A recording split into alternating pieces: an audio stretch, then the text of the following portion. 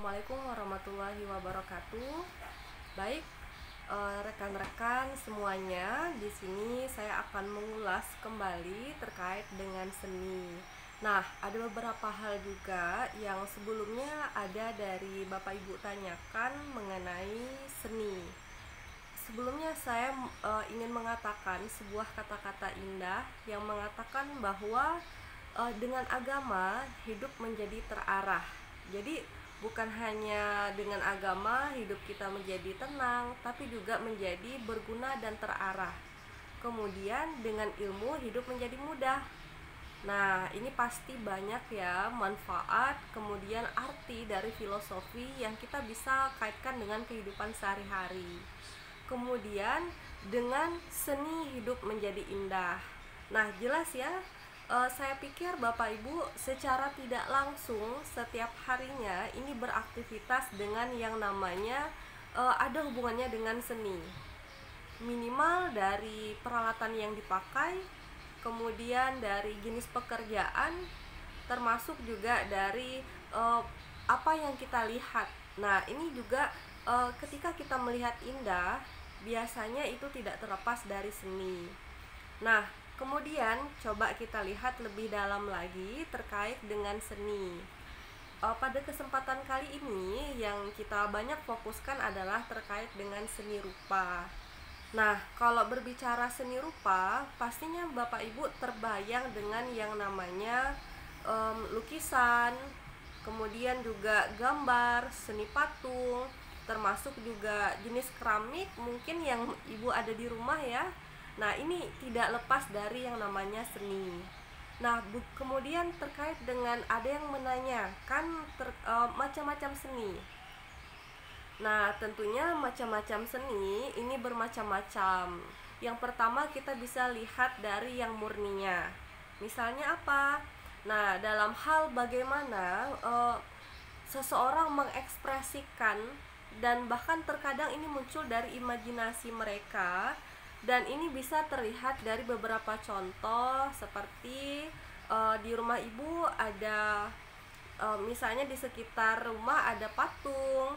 Kemudian ketika Bapak Ibu menemukan sebuah karya indah dari segi keramik, nah ini juga bagian seni murni.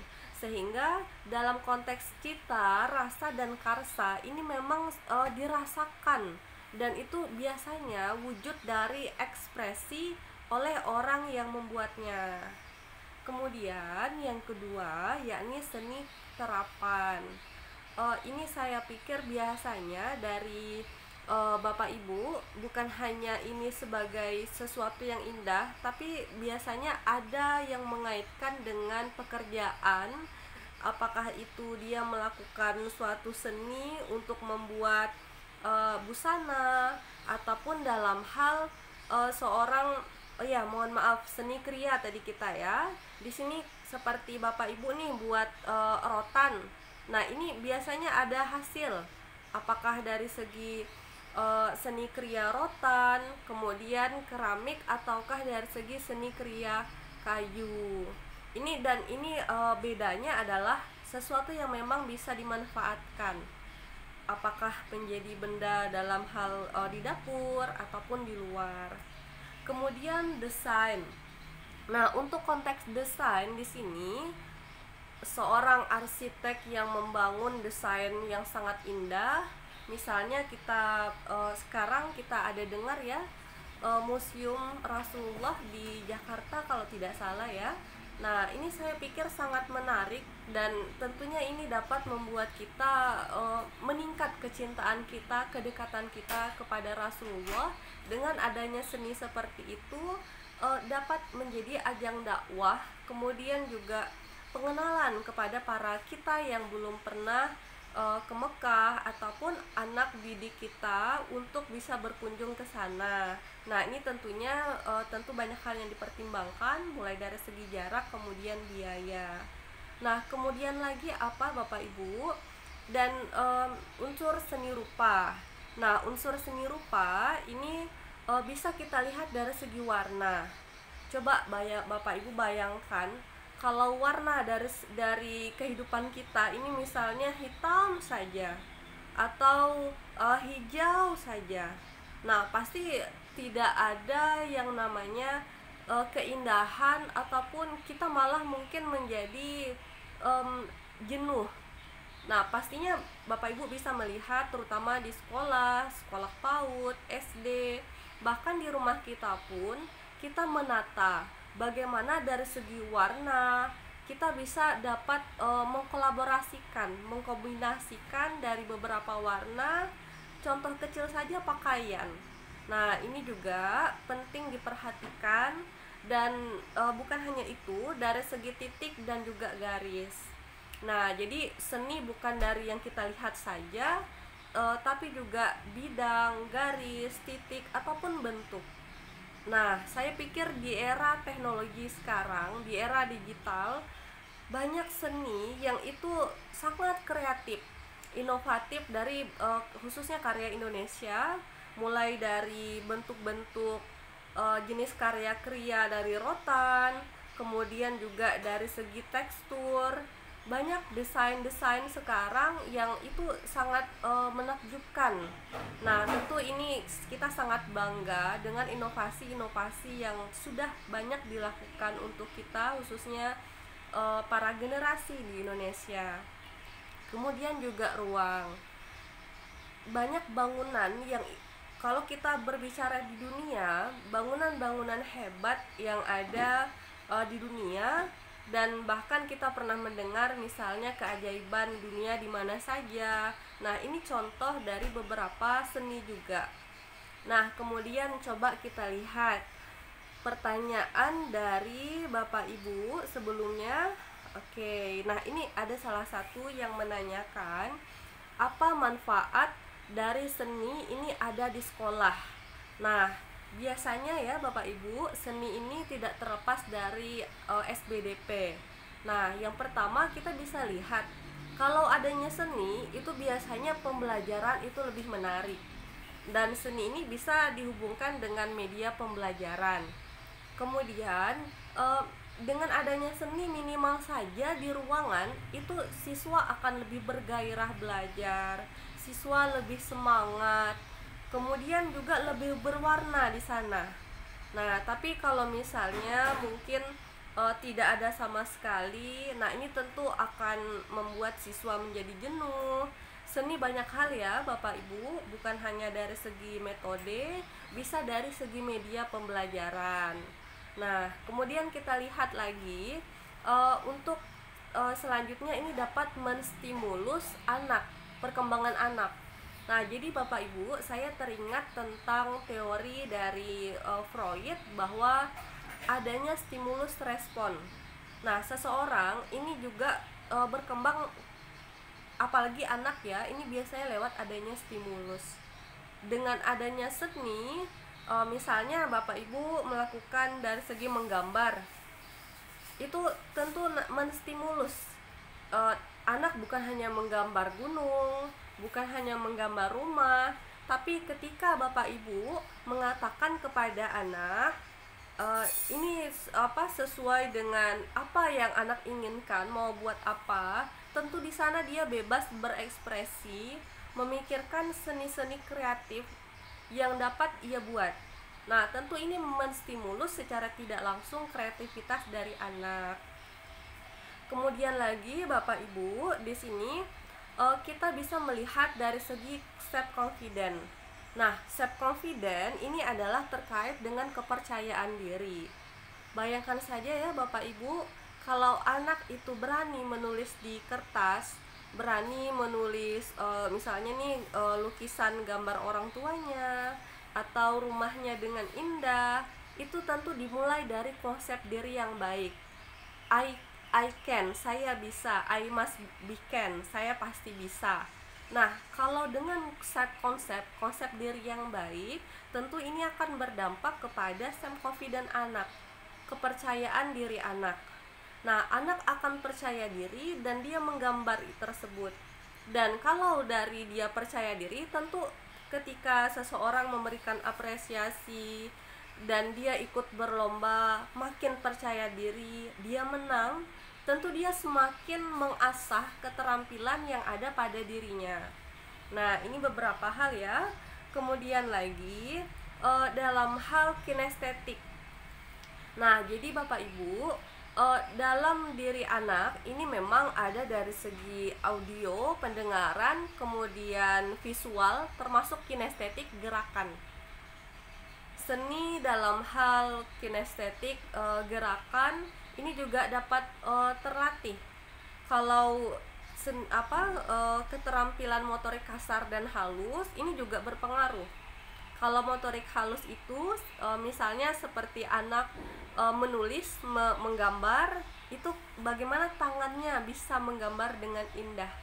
Nah, sedangkan motorik kasar ini tentang gerakan anak.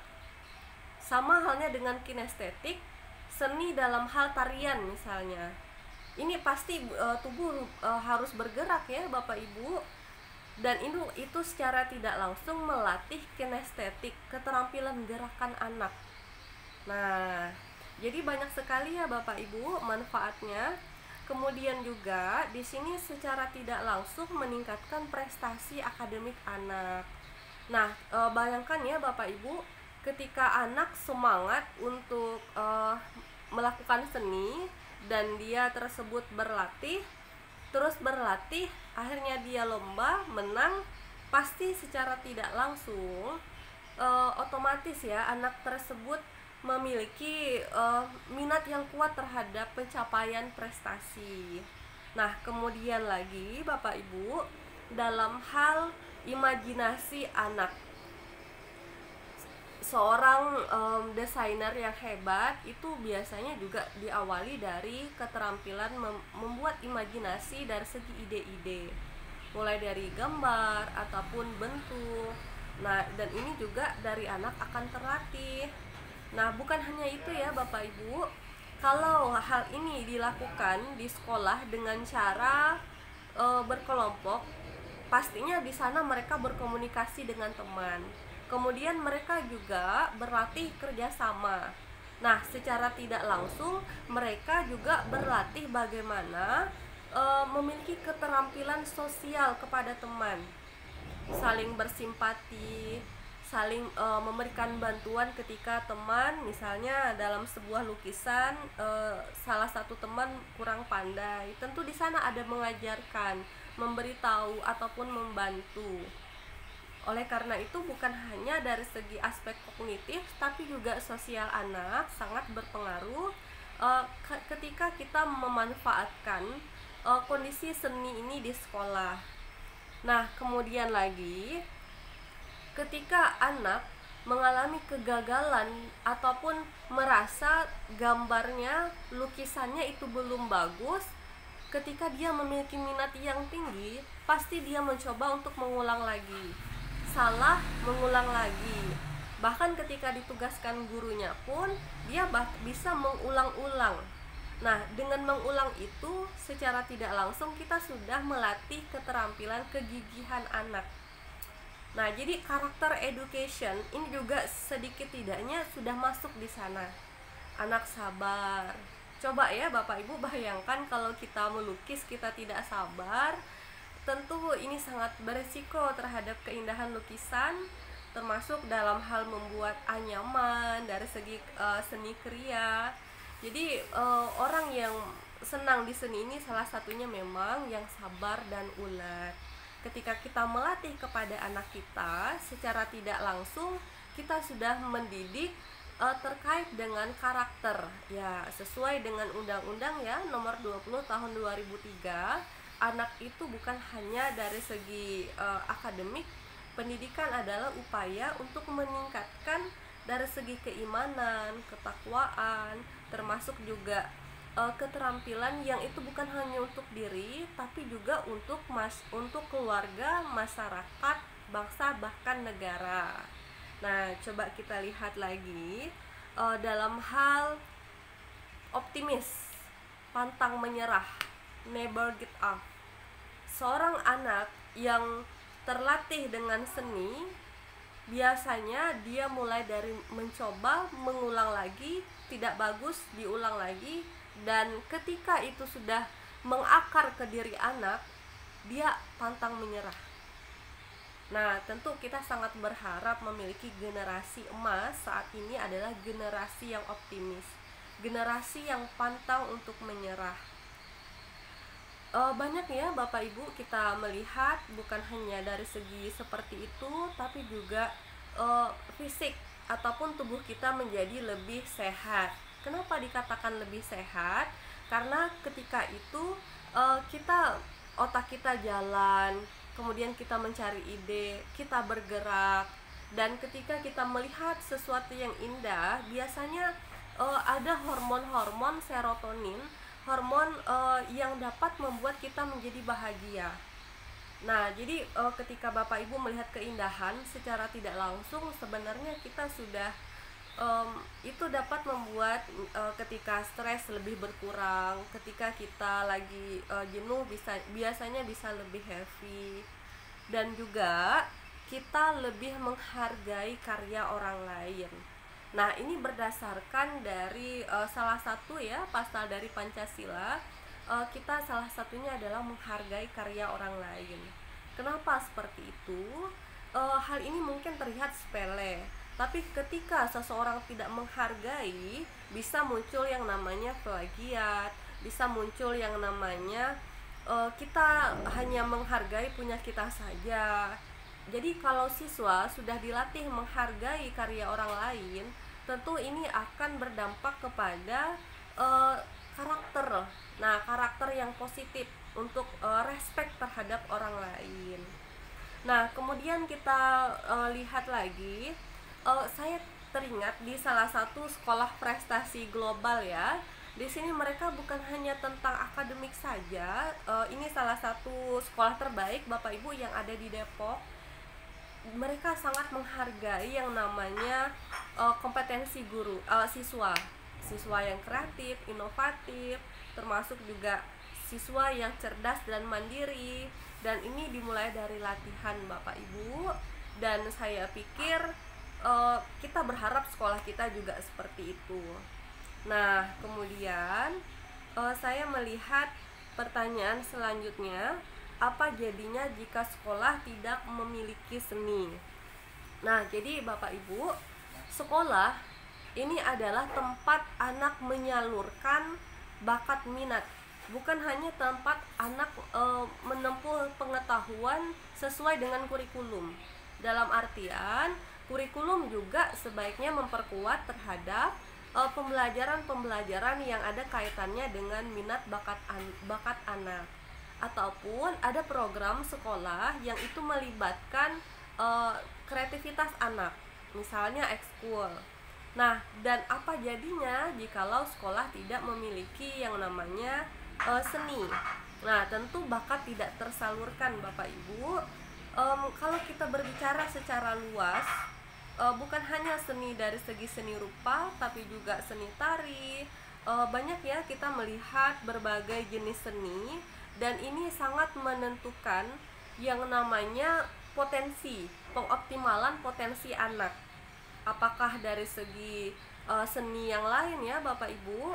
Nah, kemudian lagi, kalau di sekolah, di ruangan itu semuanya terlihat sampai bertahun-tahun seperti itu tanpa ada mungkin hasil karya anak, atau mungkin hiasan, atau minimal dari segi gambar-gambar yang bersifat edukatif. Tentu terlihat sedikit tidaknya anak bisa menjadi jenuh. Nah, kemudian lagi dari segi pembelajaran juga, kalau sesekali kita tidak memperlakukan yang namanya kegiatan yang mengandung seni, ini juga dapat membuat yang namanya anak burnout. Burnout itu terjadi kejenuhan ya Bapak Ibu. Nah, kemudian lagi dari segi anak terbatas kreativitasnya. Nah, tentu ini menjadi kekakuan dalam hal pendidikan, dan kita sangat tidak berharap. Kita berharap dapat mengekspresikan dirinya, potensinya dengan baik, dengan tetap sesuai dengan aturan. Kemudian Dengan seni tentu kita berharap hidup menjadi indah ya. Tentu sebaliknya, ya hidup menjadi tidak indah ya kalau tidak ada seni, terutama di sekolah. Dan kalau terjadi sesuatu yang misalnya nih datar saja, serius saja, nah ini juga dapat membuat anak kurang menyukai belajar, sehingga penting dari kita memberikan strategi, termasuk juga ada kaitan dengan seni. Misalnya dari segi seni musik, apakah pembelajaran itu sesekali kita lakukan dengan metode bernyanyi, misalnya saja anak SD untuk mengenal angka ataupun dari PAUD. Nah, ini sangat penting. Kemudian bisa terjadi stagnan. Nah, stagnan seperti itu saja ya. Tentu kita berharap sekolah bukan hanya rutinitas, tapi juga kualitas. Nah, kemudian lagi ada yang bertanya nih, pengaruh dari seni dengan fisik, motorik, dan juga perkembangan dari otak. Nah, yang pertama, dengan berbagai macam seni ya, di sini saya jawab secara umum. Seni ini dapat membuat tubuh kita rileks, jadi kita relaksasi. Nah, kalau di luar negeri, kalau kita seni Al-Quran pun juga ada ya Bapak Ibu, seperti qiraah. Nah, dengan instrumen-instrumen juga seseorang bisa menjadi lebih misalnya lebih fokus, lebih rileks. Kemudian ini melepaskan zat-zat yang dapat membuat diri kita menjadi bahagia. Nah, ini biasanya ada di serotonin ya di dalam tubuh, ini senyawa di dalam tubuh, dan itu biasanya yang paling berperan membuat kita menjadi happy. Nah, pastinya dengan seni salah satunya. Dan ini serotonin ini dapat membuat mood kita menjadi lebih baik. Dan kemudian lagi ya, kita lihat dari segi fungsi pencernaan, mungkin jauh ya kita berpikir, tapi ketika kita melakukan aktivitas seni tadi, tentu tubuh kita bergerak, secara kinestetik dia sehat, dan ini juga berdampak kepada pencernaan kita berfungsi secara baik dan membuat tidur kita menjadi lebih nyenyak. Dan tentunya kita terhindar dari kecemasan, depresi, bahkan stres. Nah, kemudian kita lihat pertanyaan selanjutnya. Sebenarnya banyak ya Bapak Ibu cara untuk meningkatkan serotonin tadi. Namun karena ini pertanyaannya terkait dengan pengaruh seni ya. Nah, oke. Baik Bapak Ibu, demikian terkait dengan seni. Saya tambahkan terkait dengan serotonin tadi, agar kita bisa menjaga kondisi mood dan bahagia kita. Selain juga dengan kita bisa melakukan hal-hal yang bersifat seni, kita juga penting membantu tubuh kita ini dengan mengkonsumsi makanan yang sebaiknya itu bergizi. Kemudian kita juga bisa meningkatkan aktivitas kita dari segi berolahraga, termasuk juga sesekali boleh kalau pagi Bapak Ibu di matahari gitu ya, berada di bawah matahari, itu juga dapat meningkatkan. Dan boleh ketika Bapak Ibu mengalami kejenuhan, untuk refleksi ataupun pijat tubuh. Nah, dan yang terpenting juga adalah Bapak Ibu keep positive thinking. Kalau kita berpikir positif, maka bagaimanapun kejadiannya kita mencoba melihat dari sisi yang positif dengan hati yang tenang. Baik Bapak Ibu, terima kasih atas pertanyaan yang sudah bertanya dan juga para partisipan kita semuanya. Semoga kita semua dalam keadaan sehat.